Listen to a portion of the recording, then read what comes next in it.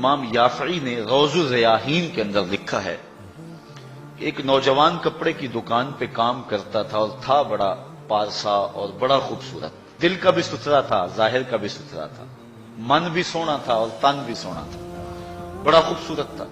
ایک عورت خریداری کے لیے آئی، اس کا دل فریفتہ ہو گیا اور اس نے ایک ترکیب سوچی اور دوبارہ آئی تو بہت زیادہ کپڑا خرید لیا اور مال کے دکان سے کہنے لگی کہ میری گٹھڑی بھاری ہو گئی ہے، اس نوجوان کو کہو کہ میرے گھر چھوڑ آئے۔ مالک اس عورت کی نیت سے آگاہ نہ ہو سکا اور اس نوجوان کو اس کے ساتھ بھیج دیا۔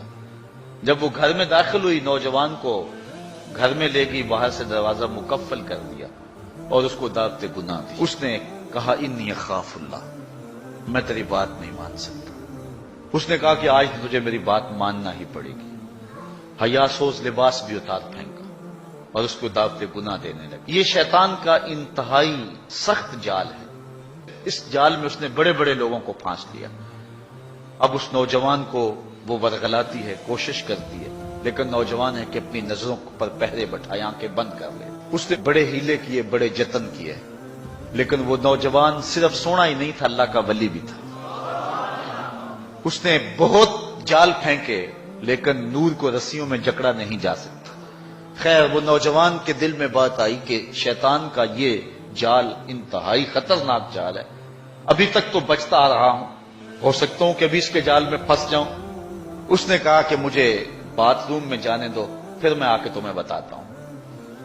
وہ اندر چلا گیا، پاخانہ کیا، اپنے ہاتھوں پہ کر کے پورے بدن پہ مل لیا، اور اسی حالت میں جب باہر آیا تو بدن سے بدبو اٹھ رہی تھی، عورت کا سارا نشہ اتر گیا۔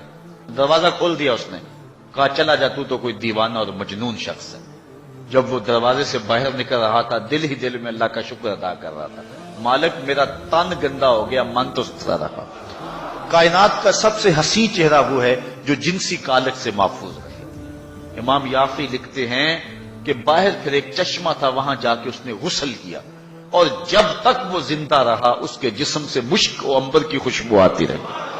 اب جب وہ فوت ہو گیا، لوگوں نے دفن کر دیا، یہ خوشبو اس کی قبر کی مٹی سے بھی آیا کرتی تھی۔ یہ اعزاز دیا اللہ نے، اس کو یہ تکریم دی۔ بعض روایت میں اس کا نام مغیرہ بتایا گیا ہے کہ لوگوں نے اس کا نام مغیرہ مشکی رکھ دیا کہ وہ مغیرہ جس کے بدن سے خوشبو آتی۔ تو فرمایا وہ شخص جس کو کسی عورت نے دعوت گناہ دی اور اس نے یہ کہہ کے قدموں میں بچھتے ہوئے حسن کی پیشکش کو ٹھکرا دیا، فرمایا کل قیامت کے دن جب کوئی سایہ نہیں ہوگا، اللہ اس جوان کو اپنی عرش کا ٹھنڈا سایہ نصیب فرمائے۔